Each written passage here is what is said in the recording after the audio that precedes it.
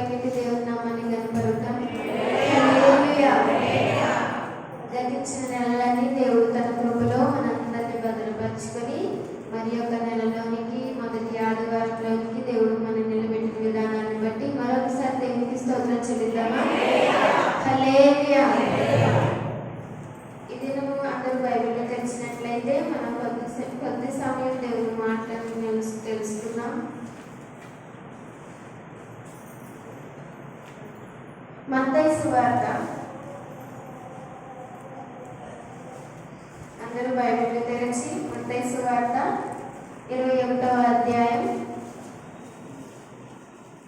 మత్తయి సువార్త 21వ అధ్యాయం 22వ వచనాన్ని మనం చదువుకుందాం. మత్తయి సువార్త 21వ అధ్యాయం 22వ వచనాన్ని చదువుకుందాం. మరియు మీరు ప్రార్థన చేయనప్పుడు వేటిని అడుగుదురో అవి దొరికినవని నమ్మిన ఎడల మీరు వాటన్నిటినీ పొందుదురని వారితో చెప్పాను. ఇక్కడ మనకి కనబడుతున్న మాట, మరియు మీరు ప్రార్థన చేయనప్పుడు వేటిని అడుగుదురో అవి దొరికినవని నమ్మిన ఎడల మీరు వాటన్నిటినీ పొందుదురని వారితో చెప్పాను. ఇక్కడ యేసయ్య మాట్లాడుతున్న మాట మనకి కనబడుతుంది. అయితే ఈ దినం నేను మీతో పంచుకోవాలనుకుంటున్న విషయాలు, అడిగినవి పొందుకోవాలంటే మనం ఏం చేయాలి అనేది తెలుసుకుందాం. మనం దేవుని దగ్గరికి వచ్చి చాలా విషయాలు అడుగుతూ ఉంటాం కదండి. చాలా విషయాలు అడుగుతాం కదా. ఇల్లు కోసం అడుగుతాం, పెళ్లి కోసం అడుగుతాం, ఆరోగ్యం కోసం అడుగుతాం, డబ్బుల కోసం అడుగుతాం, ఆనందం కోసం అడుగుతాం, సంతోషం కోసం అడుగుతాం, సమాధానం కోసం అడుగుతాం, వగేరా వగేరా. మీకు ఏ అవసరతలు ఉన్నాయో అన్ని, మీకు కావాల్సిన ఏవైతే ఉన్నాయో వాటన్నిటి కోసం దేవుని దగ్గరికి అడుగుతారు. మీరు అడుగుతున్నారా లేదా? అడుగుతున్నారా లేదా? అడుగుతున్నారు కదండి. నేను కూడా అడుగుతున్నాను, మీరే కాదు. ఎవరి దగ్గరికి వెళ్ళి అడుగుతున్నారు? దేవుని దగ్గరికి వెళ్ళి అడుగుతున్నాను. సరే, అడిగినవన్నీ పొందుకుంటున్నారా లేదా? పొందుకుంటున్నారా? అందరూ అడిగినవన్నీ పొందుకుంటున్నారు కదా. నేను కూడా పొందుకుంటున్నా, మీరు కూడా పొందుకుంటున్నారు. అయితే ఈరోజు దేవుడు ఇంకా మనల్ని బలపరచడానికి, మనకి కొన్ని విషయాలు తెలియజేయడానికి మాట్లాడుతున్న మాట ఏంటి అంటే, అడిగినవన్నీ పొందుకోవాలంటే మనం ఏం చేయాలి, ఎలా ఉండాలి అనేది దేవుడు ఈరోజు మనతో మాట్లాడుతున్నమాట. హెబ్రీయులకు రాసిన పత్రిక 4వ అధ్యాయం. హెబ్రీయులకు రాసిన పత్రిక 4వ అధ్యాయం 16వ వచనాన్ని చదువుకుందాం. గనుక మనము కనికరింపబడి సమయోచితమైన సహాయము కొరకు కృప పొందినట్లు ధైర్యముతో కృపాసనమునద్దకు చేరుతాము. మొదటిగా మనం అడిగినవి దేవుని దగ్గర నుండి పొందుకోవాలి అని అంటే మనం ఏం చేయాలో తెలుసా? దేవుని కృపపై ఆధారపడి ఉండాలండి. అన్నీ అడుగుతాం, నోటికి వచ్చిందల్లా దేవుని అడుగుతాం. కావాల్సిన చిన్నదాని నుండి పెద్దదాని వరకు ప్రతి ఒక్కటి దేవుని దగ్గరికి వెళ్ళి అడుగుతాం. మనుషుల దగ్గర నుంచి అది పొందుకున్నా లేదా మీ అంతటా మీరు పొందుకున్నా అది ముందుగా ఎవరి దగ్గర నుంచి ఆర్డర్ వేస్తే రావాలి అని అంటే దేవుని దగ్గర దేవుడు ఓకే చేస్తేనే అది రావాలి మన దగ్గరికి. అది ఎవరి ద్వారా అయినా కావచ్చు, ఆ మధ్యవర్తి ఎవరైనా కావచ్చు, కానీ ముందుగా ఎవరు ఆర్డర్ వేస్తే రావాలి? దేవుడు ఆర్డర్ వేస్తేనే రావాలి మనం పొందుకోవాల్సింది. అయితే ఆ పొందుకోవాల్సింది మనం త్వరగా పొందుకోవాలి అన్నా, మనకి కావాల్సినవన్నీ అడిగినవన్నీ ఎలా పొందుకోవాలి అని అంటే దేవుని కృపపై ఆధారపడి మనం అడగాలంటండి దేవుని. అలా అడిగితే మనకేం జరుగుతుందంటే సహాయం అనేది వస్తుంది. కనుక మనం కనికరింపబడి సమయోచితమైన సహాయము కొరకు కృప పొందినట్లు ధైర్యంతో కృపాసనమునద్దకు చేరుదుము. సహాయం కొరకు ఎవరి దగ్గరికి వెళ్ళాలి అని అంటే దేవుని దగ్గరికి వెళ్ళాలని ఇక్కడ దేవుడు మనతో తెలియజేస్తూ ఉన్నాడు.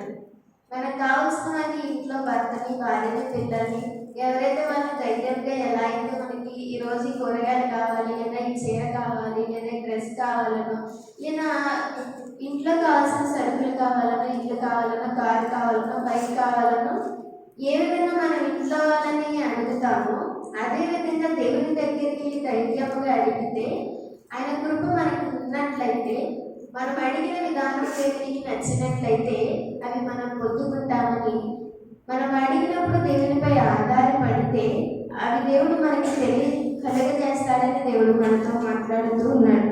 మనందరికీ తెలిసిన మాట మత్తయి సువార్తలో ఉంది. మీ అందరికీ తెలుసు కదా మాట.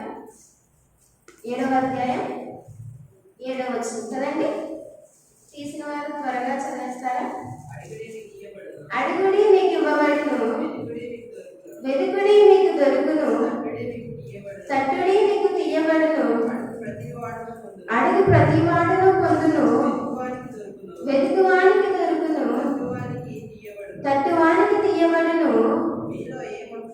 మీలో ఏ మనుషుడైనను తన కుమారుడును రొట్టెను అడిగిన ఎడల వానికి రాత్రినిచ్చిన, చేపను అడిగిన ఎడల పామునిచ్చిన, మీరు చెడ్డవారై ఉండియు మీ పిల్లలకు మంచి ఈవుల నీయనెరిగి ఉండగా పరలోకమందున్న మీ తండ్రి తన్ను అడుగువారికి అంతకంటే ఎంతో నిశ్చయముగా మంచి ఈవులు నిచ్చెను.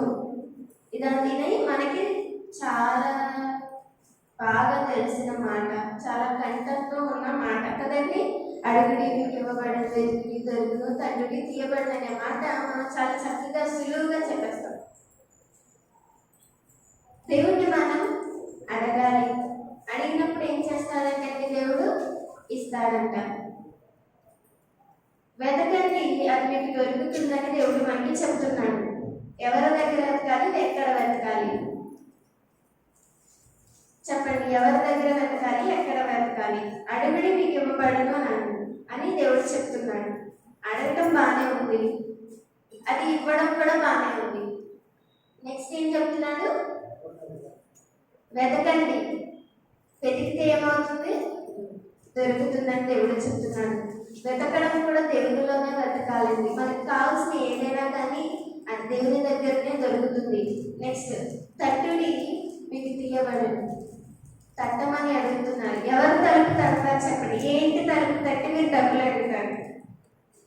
ఇప్పుడు మీకు డబ్బులు అవసరం వచ్చినాయి, ఇంట్లో ₹1 కూడా లేదు, కోడిగుడ్లు తెచ్చుకోవాలి, కూర వండుకోవడానికి. గబగబా పక్క వాళ్ళ ఇంటికి వెళ్ళి డోర్ తెరిచి 4 గుడ్లు తెచ్చుకోవాలి, ₹100 ఇస్తావాడు అడుగుతా? తట్టమన్నాడు కదా దేవుడు కదండి. తట్టుడే మీకు తీయబడనని అన్నాడు. ఇప్పుడు మీరు తట్టాలి. తట్టాలంటే తలుపేగా తడతాం. తలుపు తడితేనే ఏదైనా వచ్చేది. మీరు కుర్చీలు బల్లని తడితే దాంట్లో నుంచి డబ్బులు రావు కదా. తలుపు తట్టారనుకోండి, ఒక ఇంటికి వెళ్ళి ఎవరో ఒకరు డోర్ తీస్తారు. డోర్ తీయగానే డోర్ తీసారంటే ఎవరున్నారు? ఒక మనిషి ఉన్నారు. మనిషి దగ్గర డబ్బులు ఉంటాయి కదండి. ఇప్పుడు ఆ డోర్ తీసి నాకు ఇది కావాలి, ఈరోజు నేను వంట చేసుకోవాలో ఏమో కొనుక్కోవాలి అని చెప్పి, అమ్మ నాకు ₹100 ఇస్తావా, ఈరోజుకి సరుకులు తెచ్చుకుని వంట చేసుకుంటానని అడుగుతారా? అలా అడగం కదండి. మన దగ్గర ఉన్నాయి అంటే మనమే తింటా ఉంటాం.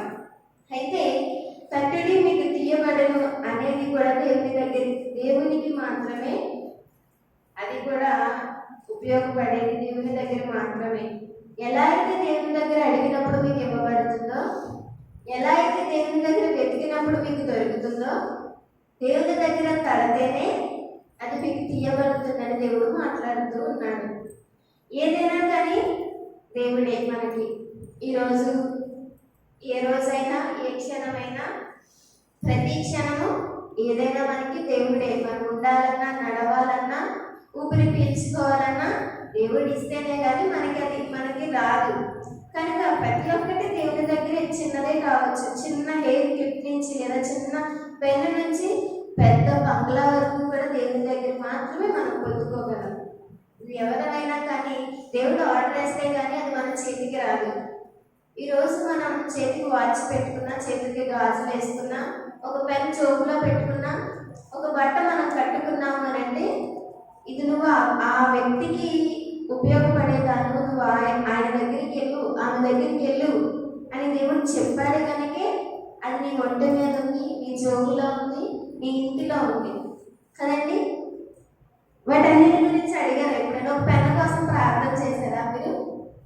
Pen, pencil, hair clip, rubber బ్యాండ్లు వీటి కోసం ప్రార్థన చేశారా? మా డాడీ వాళ్ళు అదే చెప్పేవారండి. ఎప్పుడైనా పెన్ అయిపోయి స్కూల్లో ఉండేటప్పుడు పెన్సిల్ పెన్లు అయిపోతే ఇంట్లో తెచ్చిన స్టాక్ అంతా అయిపోయేది. మా పిల్లలు కంటే ఎరగొట్టేసి పాడేసేవాళ్ళు. ఆ స్టాక్ అంతా అయిపోతే డాడీ పెన్నుల బాక్స్ అయిపోయింది, పెన్సిల్ బాక్స్ అయిపోయింది అంటే ప్రార్థన చేయండి, రేపు దేవుడు తీసుకొచ్చిస్తాడని అనేవాడు. అయితే అవునండి, మేము వాటి కోసం కూడా ప్రార్థన చేసాం. మనకి కావాల్సింది ఏదైనా కానీ దేవుని దగ్గర నుంచి మాత్రమే రావాలి. మధ్యలో మధ్యవర్తి ఎవరైనా సరే వారితో మనకి సంబంధం లేదు. దేవుడితో సంబంధం పెట్టుకుంటే ఇవన్నీ మనకి అనుగ్రహింపబడతాయి. దేవుని అడిగినప్పుడు మనం పొందుకోవాలి అని అంటే మనం ఏ విధంగా అడగాలి అంటే ఆయన కృపపై ఆధారపడి అడిగితే ఆ సహాయం మనకి కలుగుతుందని దేవుని వాక్యం మనకి తెలియజేస్తూ ఉన్నాడు కదండి. మనకి కనబడుతుంది కదా, హెబ్రీయులకు రాసిన పత్రికలో మనం చదువుకున్నాం. కృపాసనం వద్దకు వెళ్ళి సహాయం అడిగితే అది మనం పొందుకుంటామని దేవుని వాక్యం మనకి తెలియజేస్తూ ఉంది. ఈ దినము నువ్వు అడుగుతున్న ప్రతి ఒక్కటి కూడా ఎలా ఉండాలి అని అంటే దేవునిపై ఆధారపడే విధంగానే ఉండాలి. దేవుని కృప నీకు తోడుగా ఉందా? నువ్వు అడిగేది దేవునికి ఇష్టపూర్వకంగా ఉంది అని అంటే వెంటనే నువ్వు అది పొందుకుంటావు. నువ్వు అడిగే విషయాలు కూడా దేవునికి ఇష్టపూర్వకంగా ఉండాలి. ఏది పడితే అది అడగకూడదు. ఒకరు నాశనం అయిపోవాలని ఎవరైనా కోరుకున్నారు దేవుడి దగ్గర? దేవుడా వాళ్ళకి అది వచ్చింది, నాకు ఇది లేదు, నాకు ఇవి లేదంటే అది పాడు చేసే అని అడిగారా ఎప్పుడైనా? మీరు మంచోళ్ళు అలాంటి అడగనండి, అలాంటి అడగకూడదు కూడా. దేవునికి అది నచ్చదు. ఆ ఒక్క ప్రార్థన వలన మీరు తర్వాత ఎన్ని నమ్మకమైన ప్రార్థనలు చేసినా వ్యర్థమే దేవుని దగ్గర. ఒకరికి ఏదైనా మంచి జరిగిందంటే అది మనం దాన్ని బట్టి మనం సంతోషపడాలి, అంతేగాని దాన్ని బట్టి మనం కుళ్ళిపోకూడదు, లేదంటే దాన్ని బట్టి మనం అసహించుకోకూడదు, అహంకారం తెచ్చుకోకూడదు. అంటే ఎవరి విషయంలోనైనా అప్పుడు మనకి ఏం చేస్తాడంటే దేవుడు వాళ్ళకంటే మంచి ఇస్తాడు, ఇంకా చాలా పెద్దవి మనకు అనుగ్రహిస్తాడు మన మంచితనం చూసి. ఇది ముందుగా దేవుని దగ్గర నుంచి మనం పొందుకోవాలి ఏదైనా అని అంటే దేవునిపై ఆధారపడాలి. దేవుని కృపపై ఆధారపడి ఉంటే ఆ సహాయం దేవుడు చేస్తాడని ముందుగా దేవుడు మనతో మాట్లాడుతున్నమాట. రెండవదిగా యోహాను సువార్త 15వ అధ్యాయం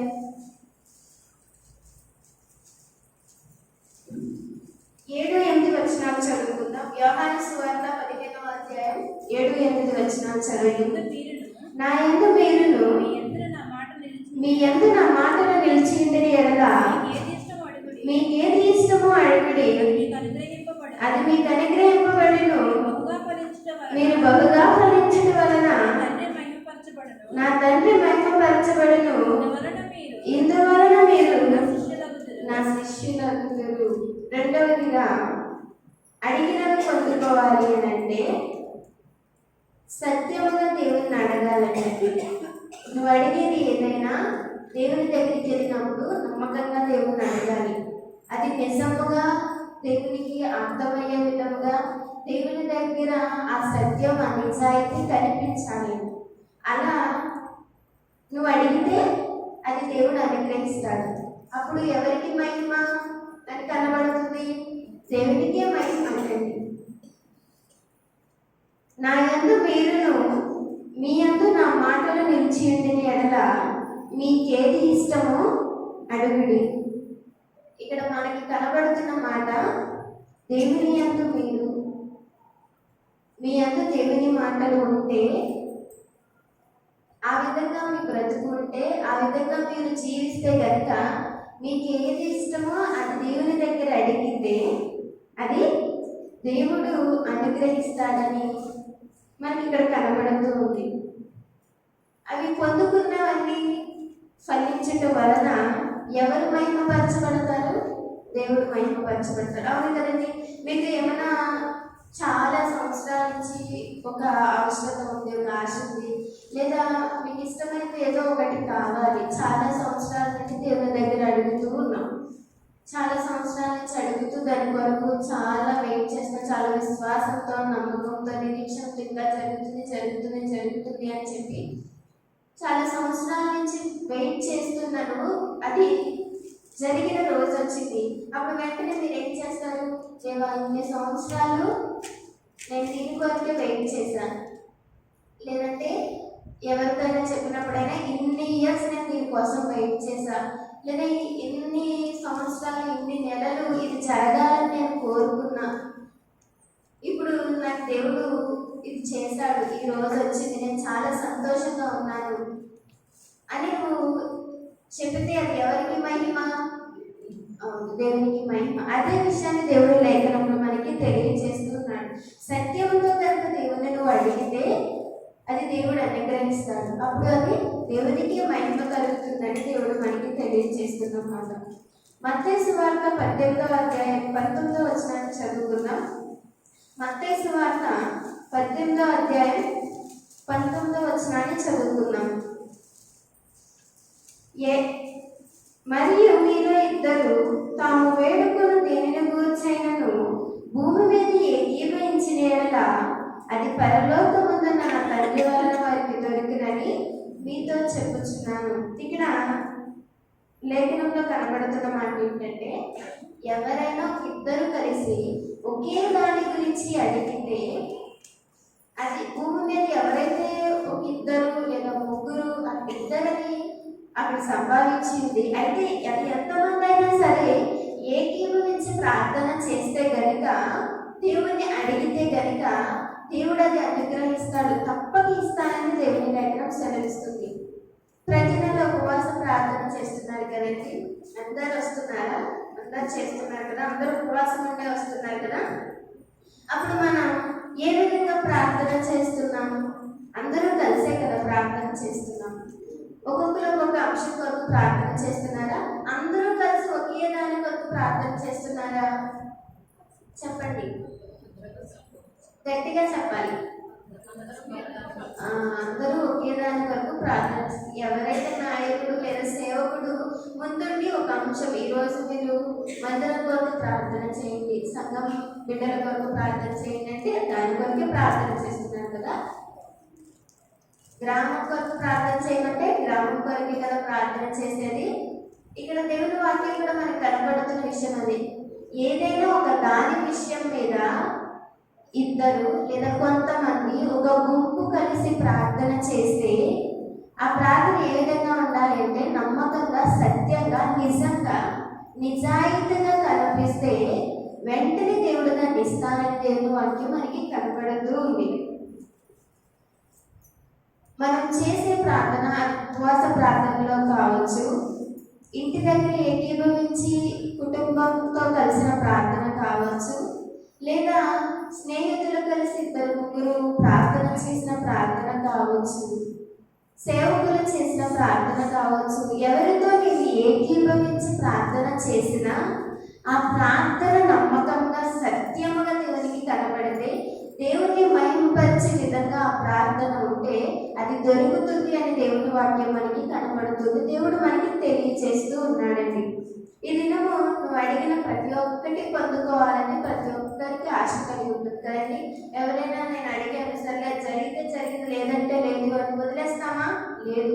పై మాటిగా మాట అన్నా కానీ అది పొందుకోవాలనే తాపత్రయత, లేదా అది పొందుకోవాలనే ఆశ ఒకటి అనేది మనకు ఉంటుంది. ఈరోజు ఇది కోరుకున్నాం, లేదు ఇది జరగాలి అని అంటే, మనం అనుకున్నది ఏదైనా దేవుని దగ్గరికి చెప్పాక, ప్రార్థన చేశాక అది రావాలి, ఎలా అయినా జరగాలి, అది జరుగుతుంది, జరిగే తీరుతుందని నమ్మకం దేవుని దగ్గరికి వెళ్ళాక, దేవుని దగ్గర మనం చెప్పుకున్నాక నమ్ముతాం కదండి.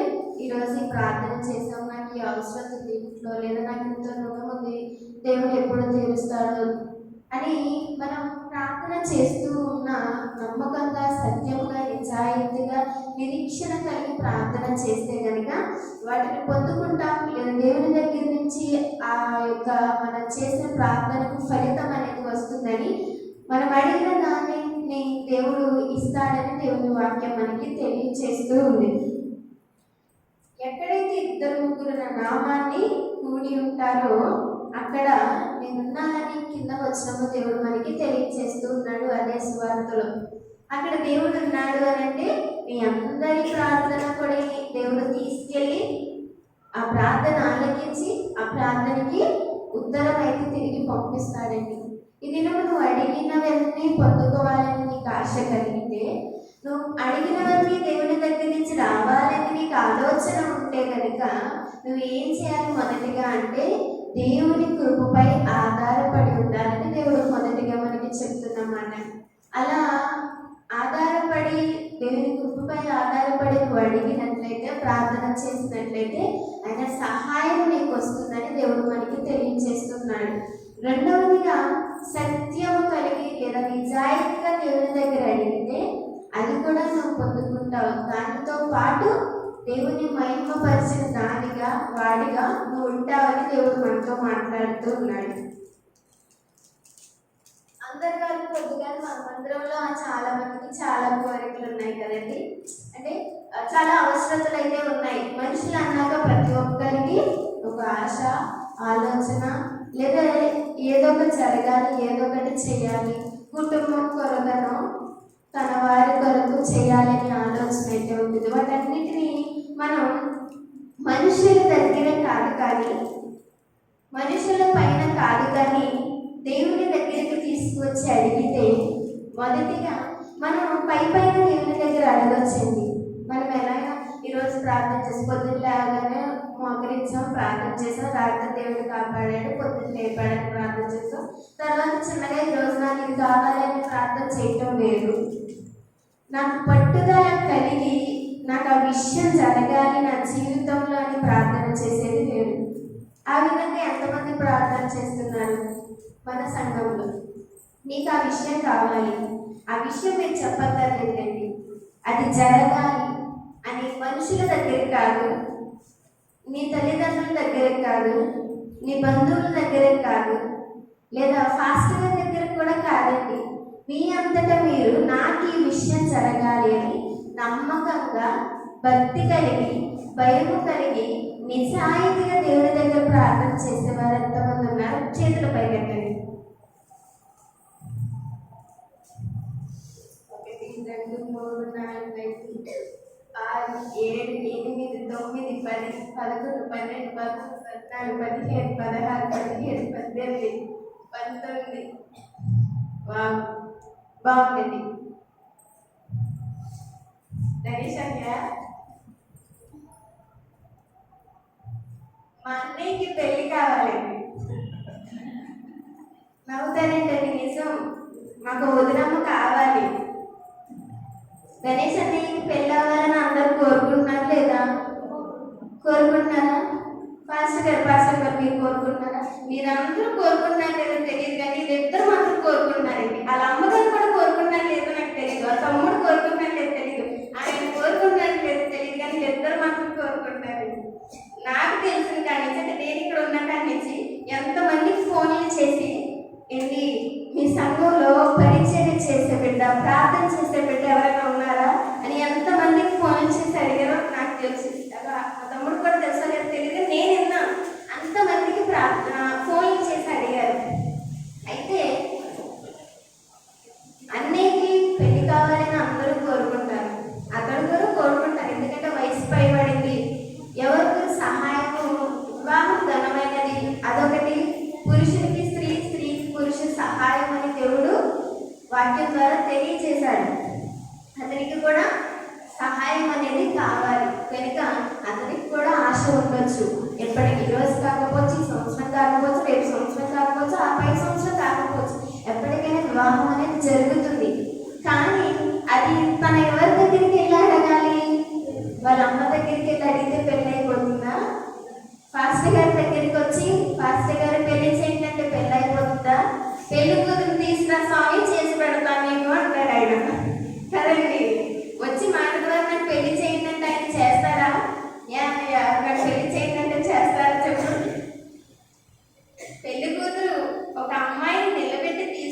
అడిగితేనే అది జరుగుతూ ఉంది. అయితే ఆ అమ్మాయి ఎక్కడి నుంచి వస్తుంది అని అంటే, ఎవరి దగ్గరికి వెళ్తే వస్తుంది అని అంటే, దేవుని దగ్గరికి వెళ్ళి అడిగితేనే వస్తుంది. మనందరం అడిగితే ప్రయోజనం లేదండి. మనతో పాటు ఆయన కూడా అడిగితేనే ప్రయోజనం ఉంటుంది. అడుగుతున్నాడో లేదా అనేది తనకి దేవునికి మాత్రమే తెలుసు కదండి. చెప్తున్నానంతే. మన సంఘంలో చాలా మంది నాకు తెలిసిన చిన్న చిన్న అవసరతలు మాత్రమే చెప్తూ ఉన్నాం. అంటే ఎగ్జాంపుల్గా అన్నయ్యకి కావాల్సిన అవసరత అది చాలా అవసరమైంది. మీరందరూ అన్నయ్య వరకు ప్రార్థన చేయండి. నేను కూడా చేస్తూ ఉన్నా. అన్నయ్య నువ్వు కూడా చేసుకో మంచిగా. ఇప్పుడే చేసుకోకాలి.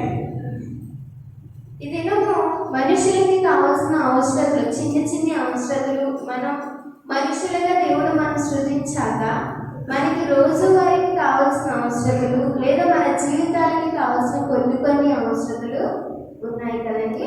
వాటన్నిటినీ దేవుని దగ్గర మాత్రమే మనం పొందుకోగలం కదండి. అది ఎవరి దగ్గర మనకి దొరకదు. వీళ్ళున్నారు ఈ పిల్లలు ఇద్దరు, ఎవరు? గణేష్, ఎలీషా ఇద్దరు. వాళ్ళకి ఏం కావాలి? చదువు కావాలి కదండి. వాళ్ళు ఇప్పుడు దగ్గరగా 10th దగ్గరికి వచ్చేసారు పిల్లలు. వాళ్ళు కూడా ప్రార్థన చేసుకోవాలి. వాళ్ళకి ఇప్పుడు ఏమీ అవసరం లేదు చెప్పాలి అని అంటే. వాళ్ళకన్నీ దేవుడు వాళ్ళ తల్లిదండ్రుల ద్వారా అన్ని వారికి ఇస్తూ ఉన్నారు. అయితే వారికి కావాల్సిన దేవుని దగ్గర చదువు మాత్రమే, జ్ఞానము మాత్రమే. మీరిద్దరు అడుగుతున్నారా దేవుడిని? చదువు కొరకు అడుగుతున్నారు. తలకాయ పైకెట్టండి, వెలుగుతురు తీసుకురాలి ఇక్కడికి. అడుగుతున్నారా మీరు? మంచిది. వారికి కావాల్సింది ఏంటి అంటే చదువు. మంచిదండి, వాళ్ళు చదువుకోవాలి. చదువు కూడా ఎవరి దగ్గర నుంచి వస్తుంది అని అంటే, మన ప్రయాస చదువుకి ఎంత ఉందో దేవుని తోడుంటేనే ఆ చదువు మనం ముందుకి తీసుకుని వెళ్ళగలం. వారు కూడా ఏం చేయాలి అంటే దేవుని దగ్గరకు వచ్చి మాత్రమే అడగాలి. అది ఎవరి దగ్గరికి వెళ్ళినది రాదు. వారు ఎంత కష్టపడి చదివినా వారి వరకు వారు పెట్టిన ప్రయత్నం, చదువు అనే ప్రయత్నంలో వారి భాగము ఎంతవరకుతో వారితో పాటు దేవుని భాగం ఆ రెండు కలిస్తేనే వారి చదువులో విజయాన్ని పొందుకోగలరు. ఇలా కూడి వచ్చిన మనందరికీ కూడా అవసరం ఉంది. ప్రతి ఒక్కటి దేనికో దాని విషయంలో ఇల్లు కావాలి, పనులు కావాలి, ఏదో ఒకటి మన జీవితానికి రోజువారీ మనుషులు అన్నాక మనం పుట్టిన కాడి నుంచి చనిపోయే వరకు ప్రతి ఒక్కరికి ఏదో ఒక అవసరం అయినది మన జీవితంలో అవసరం ఉంటుంది. నా పిల్లలు బాగుండాలి, పిల్లల భవిష్యత్తు బాగుండాలి, నా తల్లిదండ్రులు బాగుండాలి. అన్ని మనుషులకి తృప్తి ఉండదండి, సంతృప్తి ఉండదు. ఏదో ఒకటి కావాలి కావాలి కావాలి. వచ్చిన దానితో తృప్తి పడడం, ఇంకొంచెం ఇంకొంచెం ఇంకొంచెం ఇంకా కావాలి, అది కావాలి, అది చేయాలి, అది చేయాలి. సంతృప్తి అనేది మనుషుల్లో కనబడదండి, అస్సలు ఉండదంట. ఒక దాని మీద నిలబడరు. నిలబడిన తర్వాత అది వచ్చిన తర్వాత ఇంకా కావాలి ఇంకా కావాలి ఇంకా కావాలనే ఆలోచన మనుషులలో ఉన్న ఒక నైజం. అది ఎందుకో తెలియదు కానీ ఒకదాని మీద సంతృప్తి పడే ఆలోచన అయితే మీ అందరికి ఉందా? అలాగా ఒకటి వచ్చాక దాంతో ఆగిపోవాలనే ఆలోచన ఉంటుందా? లేదు కదండి. ఇంకోటి ఏదో కావాలి కావాలి కావాలి అనే ఆలోచన. అయితే కావాలి కావాలి అనే ఆలోచన బాగానే ఉంది కానీ కావాలి అంటే పొందుకోవాలి అనేది ఎక్కడికి వెళ్ళాలనే ఆలోచన మనకి కావాలి, తెలియాలి. దేవుని దగ్గరికి వెళ్ళి అడిగితేనే మనం పొందుకోగలం. మార్కు సువార్త 11వ అధ్యాయం, మార్కు సువార్త 11వ అధ్యాయం 24వ వచనాన్ని చదువుకుందాం. 11వ అధ్యాయం 24వ వచనాన్ని చదువుకుందాం. అందుచేత ప్రార్థన చేయనప్పుడు మీరు అడుగుచున్న వాటిని పొంది ఉన్నామని నమ్ముడి, అప్పుడవి మీకు కలుగునని మీతో చెప్పుచున్నాను. ఇప్పుడు వరకు చదివిన లేఖనాలన్నీ ఒకేలాగా ఉన్నాయి. మీరు అబ్జర్వ్ చేశారా? ఎక్కడ చూసినా మీరు అడగండి, మీరు అడిగి నమ్మండి, వెంటనే నేను మీకు అనుగ్రహిస్తాను, మీరు పొందుకుంటారు. మీరు ప్రార్థన చేయడం ఎక్కడే లేదు. దేవుడు ఇవ్వాలని చాలా ఆశపడుతున్నాడు. ఆశపడుతున్నాడు, చాలా ఆతురపడుతున్నాడు. కానీ మనం అడిగే పద్ధతిలోనే దేవుని దగ్గరికి చేరకూడదు. అడగటానికి అందరం అడిగేస్తున్నాం, కానీ అడిగే పద్ధతి ఒకలా ఉంటుంది. ఇప్పుడు ఇంట్లో నాన్న దగ్గరికి వెళ్ళి నీకు ఒక వస్తువు కావాలో, లేదా ఇంట్లో సరే నేనే ఉన్నాను, నాకు ఇప్పుడు వెంటనే ఒక బుక్ కావాలో, లేదా ఒక ఫోన్ కావాలి నాకు ఇప్పుడు, లేదా ఒక వాచ్ కావాలో, ఏదో ఒక బట్టలు కావాలి, వెళ్ళి డాడీ నాకు ఇది కావాలి, చాలా అవసరంగా ఉంది, కొంటావా అని అడుగుతా. డాడీ నాకు ఇది కొంటావా లేదా అని అడుగుతావా? ఏది బాగుంది చెప్పండి? అడిగే పద్ధతి ఏది బాగుంది? డాడీ నాకు ఇది కావాలి, డాడీ నాకు ఇది లేకపోతే కష్టం అవుతుంది, నాకు ఇది కొంటావా లేదా బాగుందా? డాడీ నాకు ఇది కొంటావా లేదా, ఇప్పుడు నువ్వు కొనబోతే చెప్పి నేను వెళ్ళి తెచ్చుకుంటా అనేది బాగుందా? ఏ పద్ధతి బాగుందో చెప్పండి. ఏ పద్ధతి బాగుందో? 1 or 2? 1. ఒకటి ఒక ముందు చెప్పిన పద్ధతి బాగుంది. అదే దేవుని దగ్గర కూడా మనకి దేవుని దగ్గరికి వెళ్ళినప్పుడు అడిగే పద్ధతిలో కూడా కొన్ని పద్ధతులు ఉన్నాయి. మనకి దేవుడా ఇది ఇచ్చే అనేగానే ఇచ్చేదానికి దేవుడు ఏమైనా ఆశామాసి ఆయన అంటారా? మనలాగా కాదు కదండి. ఇప్పుడు నేను వెళ్ళి అడిగి డాడీ ఇది ఇవి ఇది తెచ్చుకుంటాను నేను అని అడిగేదానికి ఆయన నా తండ్రి కావచ్చు, కానీ ఆయనంటూ ఒక పొజిషన్లో ఉన్నాడు, ఆయనకంటూ ఒక స్థాయి ఉంది. ఆయన అనే ఏ పొజిషన్లో ఉన్నాడు? తండ్రి అనే పొజిషన్లో ఉన్నాడు. మనం ఏ విధంగా అడగాలి, అది ఏ విధంగా మనం పొందుకుంటాం, ఆయన ఏ విధంగా అడిగితే మన దగ్గరికి వస్తుంది అనేది ఆలోచన మనకి రావాలి. పొందుకోవడం ఎలా అయినా పొందుకుంటాం, కానీ మనం అడిగే ఆలోచన ఏ విధంగా ఉండాలి? మొదటి పద్ధతి బాగుందా, రెండో పద్ధతి బాగుందా? దేవుని దగ్గరికి వెళ్ళి, లేదా నీ తండ్రి దగ్గరికి వెళ్ళి నువ్వు ఏ విధంగా నీకు కావాల్సిన దాని కొరకు చాలా దీనంగా, అది నీకు చాలా అవసరం, నీకు అది కావాలి, కానీ నువ్వు అడిగే పద్ధతి దేవునికి నచ్చాలి, నీ తండ్రికి నచ్చాలి. నువ్వు పొగరు పట్టిన వాడిలా, పొగరు కలిగిన దాంట్లో మంచి ఏదో యాటిట్యూడ్ చూపిస్తూ ఇవ్వకపోతే ఏం చేస్తారులే, ఎప్పటికైనా ఆయనే ఇస్తాడు, ఎప్పటికైనా ఆయనే ఇస్తాడు. కానీ ఆ ఇచ్చే టైం లేట్ అయినప్పుడు నీవు అది పొందుకునే టైంకి దాని మీద నీకు ఇంట్రెస్ట్ పోతుంది. అది నీకు వచ్చే టైంకి అది నీకు వచ్చిన వేస్ట్ అనిపిస్తుంది. అంతవరకు మనం తెచ్చుకోకూడదండి. నువ్వు వెళ్ళి నీ తండ్రిని అడిగావు, నేను మొదటిగా ఎలా అడిగా? చాలా మంచిగా అడిగా, దీనంగా అడిగా, ఒబీడియంట్గా అడిగా, డాడీ నాకు ఇది కావాలి, నువ్వు అది కొంటావా అన్నప్పుడు ఆయన మనసు వెంటనే కరిగి కొంటానమ్మా, లేదా తెచ్చుకో అమ్మా, డబ్బులు ఇస్తాను అని అంటారు. లేదు నేను రెండో విధంగా ఎలా అడిగా? డాడీ ఇప్పుడు నువ్వు కొంటాల్సి వస్తావా, లేదా నేను తెచ్చుకోనా అనే దాని విషయంలో నువ్వు సస్తే సాగు అని నేను నీకు అది కొనను. ఆయన రేపు కావచ్చు, ఎల్లుండి కావచ్చు కొంటాడు, కానీ నువ్వు అనే మాట లేదా నువ్వు అనే పద్ధతి ఏ విధంగా ఉండాలి దేవుని దగ్గర అంటే చాలా నమ్మకంగా ఉండాలి, భక్తిగా ఉండాలి, భయం కలిగి ఉండాలి. దేవుని ఇంట్లో నువ్వు తండ్రిని అలా అడగొచ్చాము, కానీ దేవుని దగ్గర అయితే నువ్వు అలా అడగకూడదు. దేవుని దగ్గర నువ్వు ఆ విధంగా మాట్లాడితే కనుక నువ్వు ఇదే కాదు ఏది పొందుకోలేవు. నువ్వు ఇంత రూడ్గా లేదా మీరు ఇంత కోపంగానో ఏదో పొందుకోవాలని అడుగుతారని కాదు, కానీ ఆ విధంగా కాకపోయినా మీరు అపనమ్మకంగా కానీ అడిగినట్టు కానీ నేను ప్రార్థన చేయాలి, చేస్తే వస్తుంది అని, చేయకపోతే రాదు అని ఈ ఆలోచనలతో మనం ఎప్పుడు దేవుడిని అడగకూడదు. వన్స్ అడిగాక అది పొందుకున్నాము, ఇక్కడ మనకు అదే కనబడుతుంది. మీరు అడుగుచున్న వాటినను పొంది ఉన్నామని నమ్ముడి. మీరు అడిగారు, అడిగిన తర్వాత ఇంకా మీ వరకు రాకపోయి ఉండొచ్చు, కానీ అది వచ్చిందనే దేవుడు నమ్మమని చెప్తున్నాడు. ఆ విధంగా దేవుడిని మనం అడగాలి.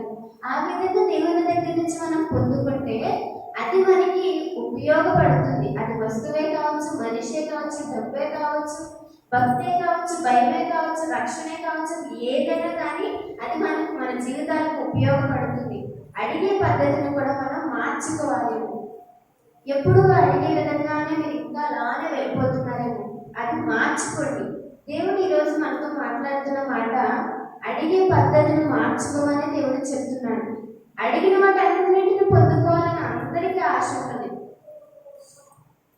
కదండి. చిన్నపిల్లలు ఉన్నారు, ఇప్పుడు వాళ్ళ ఇంట్లో డాడీ లేదా వాళ్ళ మమ్మీ ఒక చాక్లెట్ చూపించాక అమ్మ నువ్వు అది తీసుకొస్తే, లేదా నువ్వు నాకు ముందు పెడితేనో, లేదంటే నువ్వు ఆ నీరు తీసుకొస్తేనో నీకు ఇస్తాను అని అంటే వీళ్ళు అది పొందుకోవడానికి తీసుకొస్తారు కదండి. పొందుకోవడానికి ఏం చేస్తారు? తీసుకొస్తారు కంపల్సరీ. ఎందుకంటే ఆ చిన్నపిల్లకి ఆ చాక్లెట్ కావాలి, అది చాలా అవసరం తనకి, చాలా అవసరం, తనకి ఇష్టం కాబట్టి దానికోసం ఏదైనా చేస్తుంది. ఇప్పుడు కూడా నీకు కావాల్సి ఏదైతే ఉందో అది నీకు చాలా అవసరం, నీకు పొందుకోవాలని ఆశ ఉంది. కానీ దేవుడు ఏ విధంగా ఈ చాక్లెట్ని చూపించి నీకు ఇవ్వాలి అని అనుకుంటున్నా, లేదా పిల్లలకి చూపించినట్టు చాక్లెట్ చూపించినట్టుగా ప్రార్థన అనే దారి ఉంది. మీకు ఆ ప్రార్థన అనే దారి చూపించి మీరు నన్ను ఏ విధంగా అడగాలి అంటే ఆధారపడి అడగండి, నమ్మిక ఉంచి అడగండి, సత్యం కలిగి అడగండి. దేవుడు ఏ విధంగా ఈ మార్గాలని చూపించి నువ్వు పొందుకోవడానికి ఒక నిచ్చెన అనేది వేస్తున్నాడు. ఆ దారిలో మనం వెళ్ళాలి, ఆ దారిలో మనం అడగాలి, ఆ విధంగా దేవుని దగ్గర మనం పొందుకోవాలని దేవుడు తెలియజేస్తూ ఉన్నాడు. ఆఖరిగా కీర్తనలు 27వ కీర్తన 27వ కీర్తన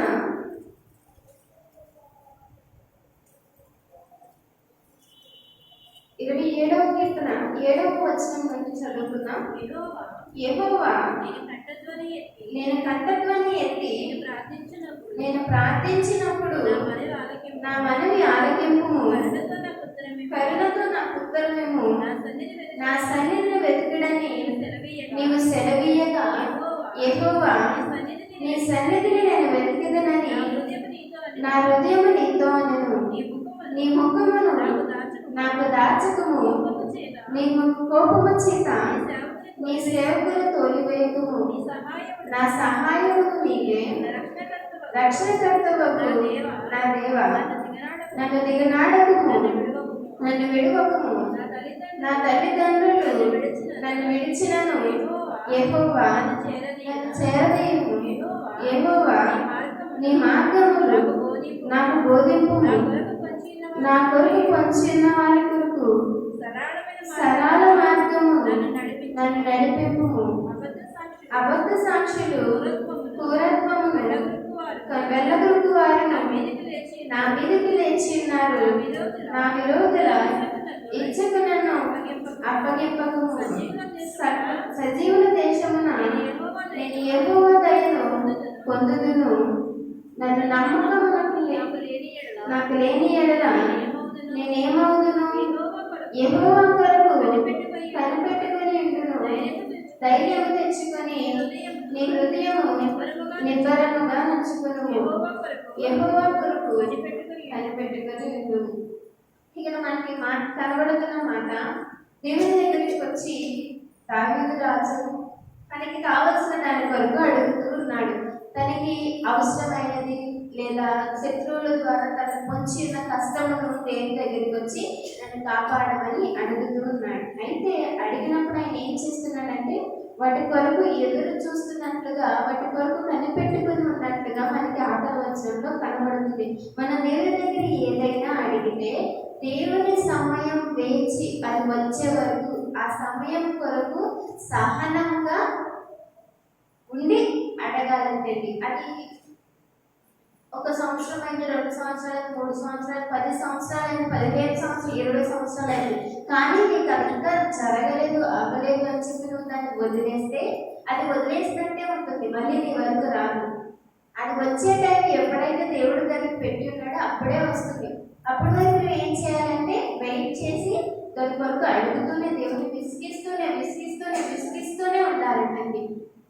దేవుని దగ్గర నుంచి మనం పొందుకోవాలి అని అంటే ఊరికనే మనం అడిగేస్తే రాదు అని మనం మాట్లాడుకున్నాం. దానికి కొన్ని పద్ధతులు ఉన్నాయని మనకి దేవుడు తెలియజేస్తున్నాడు. మనం అడిగే దాని దగ్గర కూడా దేవుని దగ్గర మనం ఇప్పుడు అడిగేగానే ఈ నిమిషం అడిగితే నెక్స్ట్ నిమిషం వచ్చేదండి.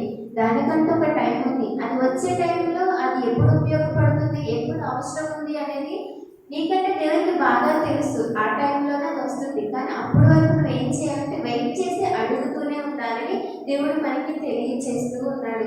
మొదటి యోహాను రాసిన పత్రిక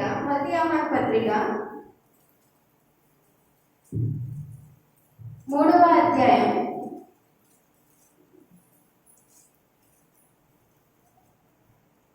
22వ వచనాన్ని చదువుకున్నాం.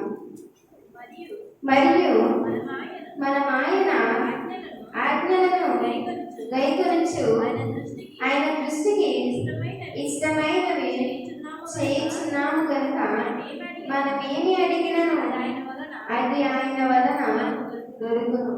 ఇక్కడ మనం ఏది అడిగినా అంటే ముందుగా ఆయనకి ఇష్టమైనవి అన్ని చేస్తున్నాము కనుక మనం ఏది అడిగినా ఆయన ఇస్తానని దేవుడు తెలియజేస్తూ ఉన్నాడు. ఇస్తాడండి, కానీ ఎప్పుడు అంటే దానికంటే ఒక సమయము, ఒక తరుణము, వచ్చే టైం అనేది ఉంది కనుక అప్పుడు మాత్రమే అది వస్తుందని దేవుడు మనకి తెలియజేస్తూ ఉన్నాడు. ఇది మనం దేవుని దగ్గర ఏదైనా పొందుకోవాలి, ఏదైనా దేవుని దగ్గర మనకి కావాలి అని మనకు ఆలోచన ఉంటే అది మనం అడిగే దానిలో ఒక పద్ధతి అనేది ఉంది. నేను చెప్పాను కదా, ఒక ఎగ్జాంపుల్ మీకు చూపించాను. మనకి కావాల్సింది ఏ విధంగా ఇంట్లో వాళ్ళ నుంచి మనం తీసుకుంటామో దేవుని దగ్గర కూడా అడిగే దాంట్లో పద్ధతి అనేది ఉంది.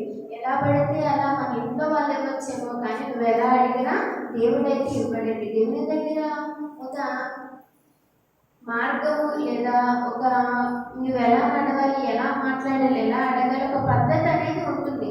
ఏ విధంగా అడిగితే ఆ విధంగా ఇచ్చేస్తాకి ఆయన మనలాంటి ఆశామాష మనిషి కాదు దేవుడు.